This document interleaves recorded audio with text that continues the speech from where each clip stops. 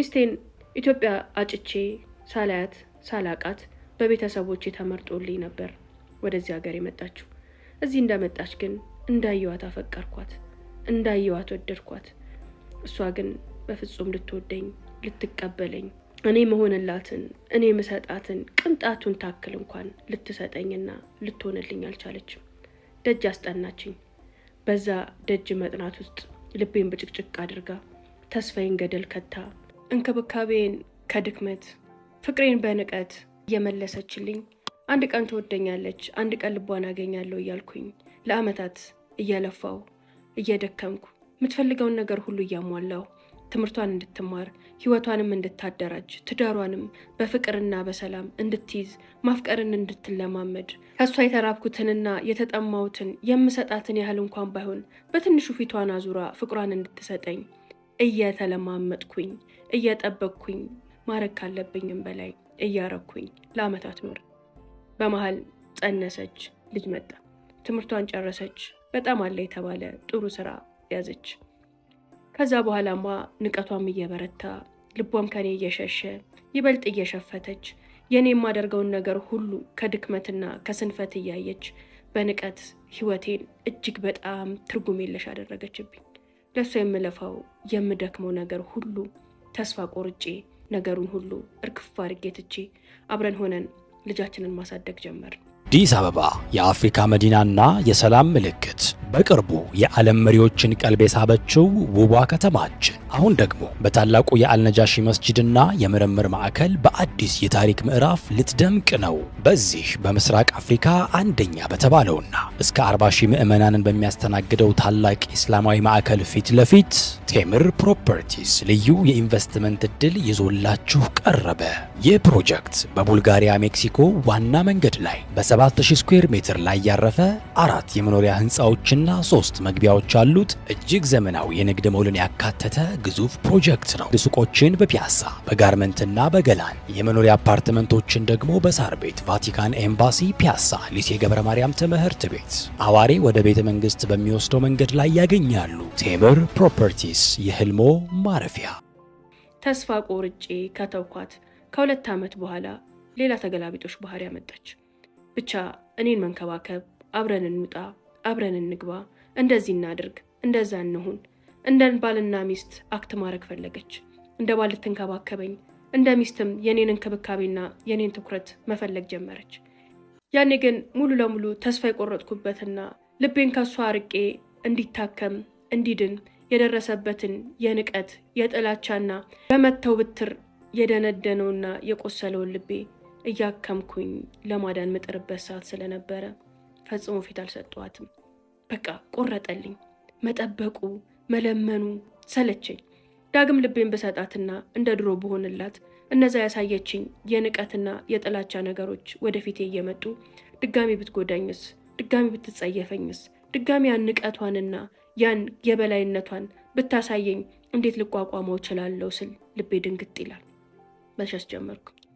እንደዚሁ እየኖርን ሆድና ጀርባ ሆነን እኔ መፈለጌን አቁሜ በተሯ ደግሞ እሷ ተለማማጭና ፈላጊ ሆና ያኖርን ሌላ ሁለተኛ ልጅ መጣ። ሁሌም ቀን በቀን ስራዋን ከደራጀች ጥሩ ስራ ከያዘች በኋላ ከሷ መለያየትና መራቅ ነበር የምፈልገው። ያንን ለማድረግ ነገ ከነገ ወዲያ እኔ ይሄን ላመቻች ይሄን ላስተካከል እያልኩኝ ባለበት ሰዓት ሳላስበው ነበር ሁለተኛ ልጅ የመጣው። እኔ ልጆቼን በጣም ነው የምወዳቸው፣ በጣም ነው ማፈቅራቸው። በመጀመሪያዋ ልጅ ከእናትና ከአባቷ ጋር ማደግ አለባት። እሷም በእኔና በሷ የመጣ የእኛን ፍቅር ማጣት የለባትም። ለእሷ ስል ትንሽ ነፍሷን እስክታቅ እንኳን ዋጋ ልክፈል ብዬ አንገቴን ደፍቼ በተቀመጥኩበት ሁለተኛው ልጅ ሲመጣ ብስጭቴን መቆጣጠር አቃተኝ። በቃ ህይወት አስጠላኝ፣ ሰለቸኝ። ድሮ ብዙ ነገሮችን ደስ እያለኝ ነበር የማደርገው። አሁን ግን ያ ተስፋ፣ ያ ጉጉት የመኖር ለቤተሰብ የማረግ የመጣር ምንም አይነት ጉጉት የለኝም። አሁን ላይ የምፈልገው ሰላም ነው። በቃ ብቻዬን መሆን፣ ከራሴ ጋር መሆን፣ ከሁሉ ነገር መሸሽ፣ አብሶ ከሷ መሸሽ። መቼም ቢሆን ልማዷ እንደማይተዋት ያን ንቀቷን ያን መጸየፏን በፍጹም ደረሰው አልችልም። ምንም ያህል ብትቅለሰለስ ወደዛ ንቀቷና ወደዛ ጥላቿ እኔ ወደ ፍቅር ስገባ ልንከባከባት ስሞክር መመለሱ አይቀርም ብዬ ስለማስብ ትንሽ ልቀርባት ስሞክር ብዙ ሜትር ከሷ አርቃለሁ። ሁለተኛው ልጄ ከተወለደ 2 ዓመት ከሞላው በኋላ አሁን እዚህ ከመምጣቴ በፊት የመጨረሻ ነገር ነግሬያታለሁ። በቃ መለየት አለብን፣ እንደዚህ ተቋስለን እንደዚህ ሆድና ጀርባ ሆነን መኖር የለብንም ብዬ እሱን ነግሬያት፣ እሷም እባክህ ለእነዚህ ልጆች ስትል አስብበት ብላኛለች። እኔ ግን ምንም ሀሳቤ የማይለወጥና ቁርጥ መሆኑን ነግሬያት በጠበቃም ሆነ በምትፈልገውን ነገር ሁሉ አስተካክላ የምትፈልገውን ሁሉ ጨርሳ እንድትጠብቀኝ ነግሬያት ነው የመጣሁት። ካሁን ከዚህ ሲሄድ ፈትቼ ብቻዬን ሆኜ ነፃና ንጹህ አየር መተንፈስ ነው የምፈልገው። ባየኋት ቁጥር እነዛን የጥላቻና የንቀት ጊዜያቶቿን እያሰብኩኝ መኖር አንገሽግሾኛል። በቃ አዲስ ህይወት፣ አዲስ ቀኖችን መጀመር እፈልጋለሁ። አዲሱን ህይወት ለመጀመር ወደ ኢትዮጵያ ሄጄ ራሴን መንፈሴን አድሼ ህይወቴንም እንደ አዲስ ለመጀመር ወደዛው ሀገር እመለሳለሁ ብዬ ብቻችንን እንድታስብበትና ጨርሳ እንድትጠብቀኝ ነግሬያት ነው የመጣሁት አለኝ። ያን ሁሉ ነገር ስናወራ በመጀመሪያው ቀን ግንኙነታችን ነበር። አሳዘነኝ፣ ልቤ ተነካ። ሰው ሲያፈቅር፣ ሲወድ፣ ሲንከባከብ በጥላቻ እንደመመለስ ልቡን የሚያቆስለውና ውስጡን የሚሸረሽረው ነገር የለም። ለፍቅር ጥላቻን መመለስ ለሰጪው ቀላል፣ ለተቀባዩ ግን በጦር ከመወጋት በላይ የሚያደማና የሚያቆስል ከባድ ጠባሳን ጥሎ የሚያልፍ ነገር ነው። እሱም ላይ ያየሁት የመገፋትን፣ የመጠላትን፣ የመሸሸትንና የመናቅን ጠባሳ ነበር። ከዛሽ ቀን ጀምሮ የኔና እሱ ግንኙነት በጣም እየጦዘ በጣም እየጦፈ ደስ በሚል ሁኔታ ቀጠለ። እኔ የማውቀው በሱ መንገድ ህይወቱ እንዳበቃና እንዳለቀ ነበር። 2 ወር ለሚሆን ጊዜ ኢትዮጵያ ሲቆይ አብዛኛውን ጊዜ ያሳለፈው እኔ ያለሁባት ከተማ ላይ ነበር። የእረፍት ቀናቶቹን ጨርሶ ከሄደ በኋላ በቅርቡ ተመልሶ እንደሚያየኝና ፍቹንም ሁሉን ነገር አጠናቆ ድጋሚ እንደምንገናኝ ቃል ገብቶልኝ ሄደ። ከሄደም በኋላ ቀን በቀን በሚባል ደረጃ እንደዋወል፣ እንጻጻፍ፣ እንገናኝ ነበር። ስለ ፍቺው ስለ ሚስቱ ጉዳይ አላነሳውበትም። ምክንያቱም እኔን አውቆኝ እኔን ወዶኝ ለእኔ ሲል የሚያደርገው ነገር ሳይሆን በህይወቱ መርጦ ለረዥም ዓመታት አስቦበት ጨርሶት የመጣው ጉዳይ ስለሆነ በራሱ መንገድ ጨርሶታል ብዬ ነበር ማስበው። አብሶ ይሄን ነገር እርግጠኛ እንደሆነና ከሚስቱ ጋር ተፋቷል፣ ከሷ ጋር ተለያይቷል ብዬ እንዳስብ ያደረገኝ ነገር ከሄደ ከ8 ወር በኋላ ናፈቅሽኝ፣ አልቻልኩም ብሎ ተመልሶ መጣ። በጣም ነበር ደስ ያለኝ። ያኔ እኔ ያለሁበት ከተማ ላይ በሚገርም ፍቅር አብረን ነበር ያሳለፍነው። ተመልሶ ሄደ። አንድ ቀን ብቻ ሊሄድ ሲል የፍቺ ጉዳይ አለቀል፣ ልጆችን እያየህ ነው፣ ሚስትስ እንዴት ናት ስለው፣ አዎ ሁሉ ነገር እያለቀ ነው፣ ኦልሬዲ አልቋል በዩ፣ ምንም የቀረን ነገር የለም አለኝ። በቃ እኔ እዛ ጋር ጨረስኩ። ፍቺውን ጨርሷል። ከዛ በኬርለስነትና በእንዝህላልነት የመጀመሪያውን ፍቅሬን አጥቻለሁና ይህን ፍቅሬን ማጣት አልፈለኩም። ና ውሰደኝ፣ አግባኝ እያልኩኝ እሱን ከመነዝነዝ ይልቅ እኔስ ለምን ወደ እሱ አልሄድም?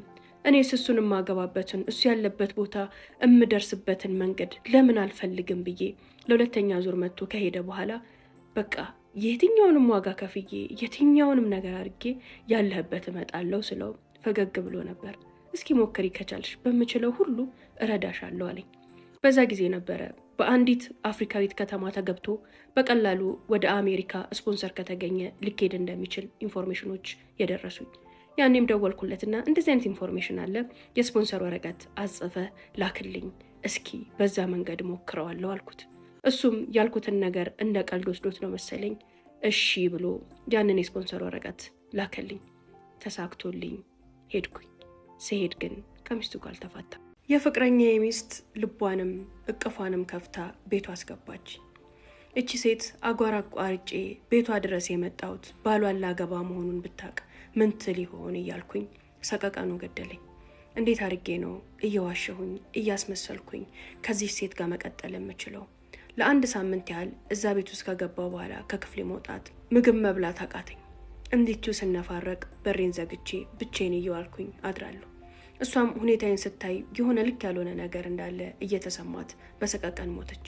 ጠዋትና ማታ ቀኑን ሙሉ በሚባል ደረጃ ክፍሌ ድረስ እየመጣች እባክሽን ሀዘንሽን አቁሚ፣ የሆንሽውን የደረሰብሽን ነገር አላቅም፣ ነገር ግን አንዴ ከሀገርሽ መተሻል፣ ወደሽም ሳትወጂም ቢሆን እዚህ ቦታ ላይ የተገኘሽው አምነሽ መቀበልና የወደፊት ህይወትሽን ነው ማሰብ ያለብሽ ያለች ልታጽናናኝ ትሞክራለች።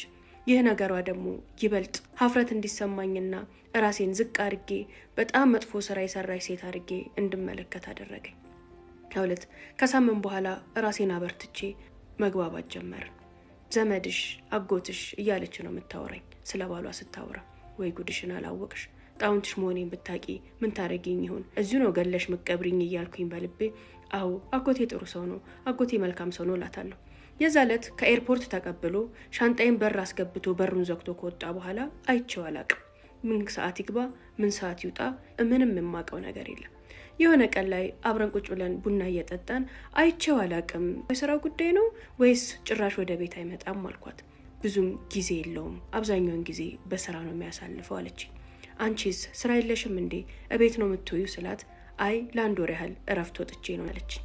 በጣም ጥሩ ግንኙነትን እየመሰረትን መጣን፣ እኔና የፍቅረኛ የሚስት ማለት ነው። እንግዲህ ሁለት በዚህ ውስጥ አንድ ቀን ቁጭ ብለን ቡና እየጠጣን እንደዚህ ሀዘን ውስጥ የከተተሽን ነገር ማወቅ እችላለሁኝ እንዴት መጣሽ አለች። ያለፈ ስጠብቅ የኖርኩትን ፍቅረኛዬን ታሪክ ነገርኳት። ለ6 ዓመታት አንድ ቀን ይመጣል፣ ጨክኖ አይቀርም፣ ጨክኖ አይተወኝም እያልኩኝ ጠብቄው ነበረ። ሁሌም ግን አንድ ቀን እሱ እንኳን ባይመጣ እኔ እዛች አሜሪካ የምትባል ሀገር ሄጄ ለምን እንደዚህ እንዳረገኝ እጠይቀዋለሁ ብዬ እመኝ ነበር። የሚገርምሽ ግን አትፈቀሪ አትወደጂ የተባልኩኝ ይመስል ከ6 ዓመት እሱን ጥበቃ በኋላ ህይወቴ ውስጥ በጣም መልካም ነው ጥሩ ነው ብዬ የከተትኩት ሰው ላገባው ትንሽ ቀናቶች ሲቀረኝ ባለትዳር መሆኑን አወቅኩኝ። በጣም ልቤ ተሰበረ። አሁን ይኸው ሁሉን ነገር ሸሽቼ ወደዚች አሜሪካ ወደምትባል የምወደውንም ወደ ነጠቀችኝ፣ አሁን ደግሞ ህይወቴን ስራዬን ቤተሰቤን ወደ ነጠቀችኝ ሀገር የመጣሁት። የሚገርምሽ ሀገሬ ላይ በጣም የተከበርኩና በጥሩ ሁኔታ የምኖር ወጣት ሴት ነበርኩኝ።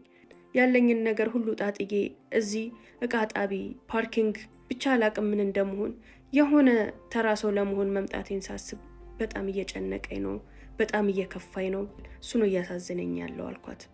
አዘነችልኝ በጣም። አጠገቡ ስደርስ ባለትዳር ሆኖ ያገኘሁት ሰው ያንቹ ጉድ ባልሽ መሆኑን ብታቂ ምን ትይ ይሆን እያልኩኝ የራሷን ጉድ በሌላ ሰው አድርጌ እውነቴን ነገርኳት። አዘነችልኝ። እንዲህ ያልን ከፍቅረኛዬ ሚስት ጋር ልክ እንደ ጓደኛ መሆን ጀመርን። እንዲሁ አንዱ ቀን ላይ ቁጭ ብለን ስናወራ አንቺስ ከአጎቴ ጋር ያላችሁ ትዳር እንዴት ነው? እንዴት ነበረ የፍቅር ጊዜያችሁ? እስኪ ንገሪኝ። አሁንስ እንዴት ነው እያሳለፋችሁ ያላችሁት አልኳት። አይ የኛ ነገር ብላ አተከዛለች። ምን ነው አልኳት። ያው ታውቂያለሽ ብዬ አስባለሁ እናቴና እናቱ ናቸው ያስተጫጩን እና እኔ በወቅቱ ለሱ ስጣጭና ወደዚህ ሀገር ስመጣ ፍቅር፣ መዋደድ፣ ሚስትነት፣ ሴት የሚባሉት ነገሮች ምንም አይገቡኝም ነበረ። አግቢ ሲሉኝ አሜሪካኖ ሲሉኝ በቃ እሺ ያልኩኝ አግብቼ ወደዚች ሀገር መጣሁ። ወቅቱ የኔ ዓላማና ህልም ሚስቶኜ ባሌን ማስደሰት፣ ቤተሰብ መመስረት፣ ልጅ መውለድ ምናምን ሳይሆን መማር፣ ገንዘብ አግኝቶ የቤተሰቤንና የራሴን ህይወት መለወጥ ነበር በጣም የምፈልገውና እምጓጓው። በቃ ያን ነገር ፈልጌ ነበር ወደዚች ሀገር የመጣሁት። እዚህም ስመጣ አጎትሽ በጣም ጥሩና መልካም ሰው ሆኖ ነው ያገኘሁት። በጣም ተንከባከበኝ፣ ወደደኝ፣ ብዙ ነገሮችን አደረገልኝ። እንደ ባል እንደ ፍቅረኛ እኔና እሱ ጥሩ ግንኙነትና ጥሩ የፍቅር ጊዜ እንዲኖረን ይለፋ ጀመር።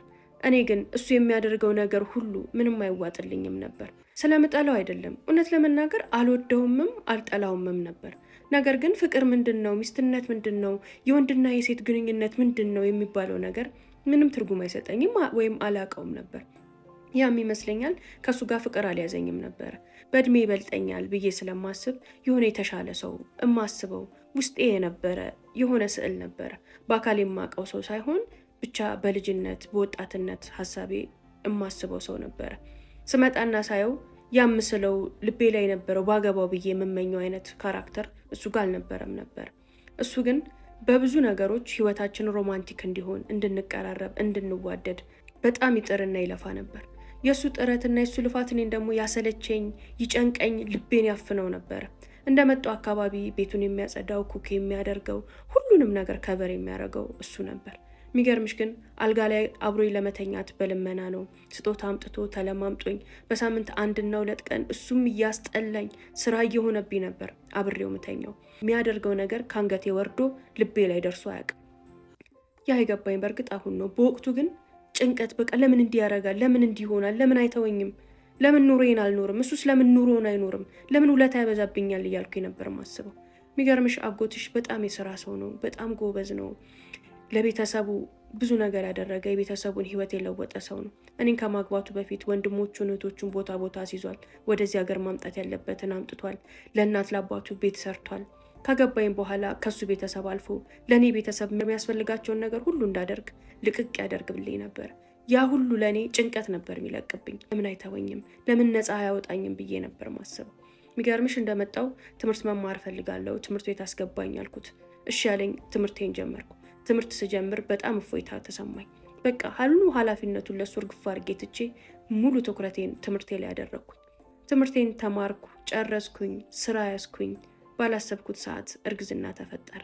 የሚገርምሽ እንዳላረግዝ ራሱ እጠነቀቅ ነበር። እርግዝና ሲፈጠር ታዲያ ይበልጥ ማልታወቅ ሰው ሆንኩኝ። አስጠላኝ፣ አጠገቤ ሲደርስ አስጠላኝ።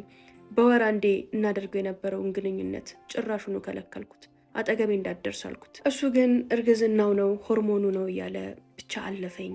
በእርግዝና ሰዓት ተንከባከበኝ። በቃ በጣም ይወደኝ ነበር፣ በጣም ይንከባከበኝ ነበር። እኔ ግን በቃ አልተረዳሁትም። ገርምሽ ወለድኩኝ። ከወለድኩኝ በኋላ በጣም ጥሩ ስራ ነበረኝ። ወደ ስራዬ ከአራስ ወጥቼ ስመለስ አትመለሺ፣ ልጅሽን አሳድጊ፣ የዚህን ያህል ቢዚ ሆነሽ መስራት የለብሽም፣ ለቤታችን የማመጣው ነገር እኔ ይበቃል፣ ልጅሽ ላይና ቤትሽ ላይ አተኩሪ እባክሽ ብሎ ለመነኝ። ለቤተሰቤ ህይወታቸውን መለወጥ፣ የራሳቸው ቤት እንዲኖራቸው ማድረግ እፈልግ ነበረ። አልተስማማውለትም።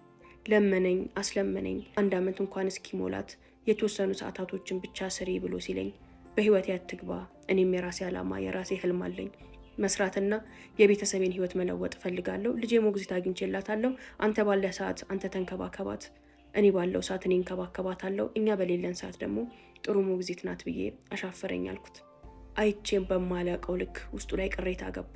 ቤታችንም ጭቅጭቅ ተፈጠረ።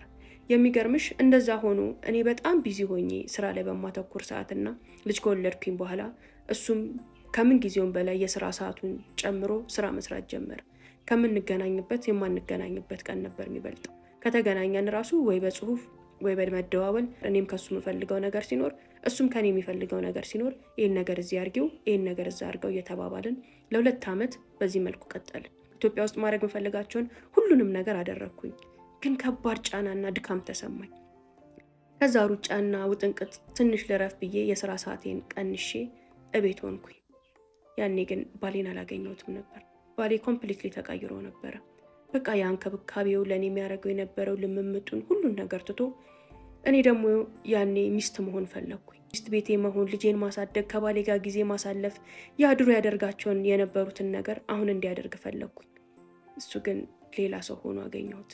ነገሮችን እኔ በተራይ ማድረግ ጀመርኩኝ። እኔ በጊዜ ገባና እሱ በጊዜ እንዲገባ። ግን ከዛ በኋላ ልምምጥ ሆነ። በቤት ነኝ ና ብለው አይ ስራ ነኝ አልመጣም። በቃ ሆድና ጀርባ ሆንን፣ ተቀያየርን። ድሮ እሱ የሚያደርገውን ነገር እኔ ማድረግ ጀመርኩኝ። እኔም ማድረገውን ነገር ደግሞ እጥፍ ድርቡን አድርጎ እሱ ማድረግ ጀመር።